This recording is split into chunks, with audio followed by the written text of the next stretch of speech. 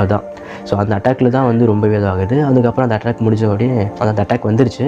வந்து நான் போயிட்டு பக்கத்தில் பொன்னேரி ஹாஸ்பிட்டல்ஸில் போய் செக் பண்ணும்போது அங்கே ஸ்கேன் பண்ணும்போது தான் தெரிஞ்சது எனக்கு வந்து அக்யூட் பேன்க்ரியாட்டிக் இருக்குன்ற விஷயம் வந்து தெரிய ஆரம்பிச்சது. நெக்ஸ்ட் அக்யூட் பேன்க்ரியாட்டிக் வந்து ஏதாச்சும் ட்ரீட்மெண்ட்ஸ்லாம் பண்ணணுன்றக்காக வந்து இங்கே பொன்னேரி ட்ரை பண்ணோம். பொன்னேரியில் இங்கே வேணாம், வேறு எங்கேயாச்சும் ட்ரை பண்ணுங்கன்னு சொன்னாங்க. நாங்களும் போயிட்டு மாதவரமில் போயிட்டு எனக்கு தெரிஞ்ச ஒரு அங்கிள் டாக்டராக இருக்காங்க. ஸோ அவங்கக்கிட்ட போயிட்டு ட்ரீட்மெண்ட்ஸ் பார்த்தோம். அதுக்கப்புறம் ரிகவர் ஆகி ஒரு 5 டேஸ் கிட்ட அட்மிட் பண்ணி பெட் ரெஸ்ட்டில் தான் இருந்தேன். அதுக்கப்புறம் 5 டேஸ் முடிஞ்சதுக்கப்புறம் நான் வீட்டுக்கு திருப்பி வந்தாச்சு.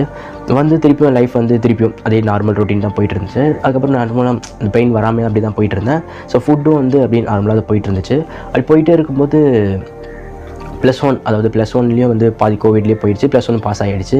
எக்ஸாம் எழுதணும், பட் இருந்தாலும் கோவிட் பாஸ்ன்ற மாதிரி மாறிடுச்சு. அது +2லேயும் வந்து பாதி டேல் தான் ஸ்கூலில் போச்சு. அது நடுவுலேயே என் லைஃப்பில் ஒரு சில விஷயம் நடந்திருக்கு. அதெல்லாம் நான் வந்து இன்னொரு வீடியோ சொல்கிறேன். அது இப்போ சொல்லக்கூட பர்சனல் விஷயம். ஸோ அதனால் வந்து நான் இன்னொரு தடவை சொல்கிறேன். ஸோ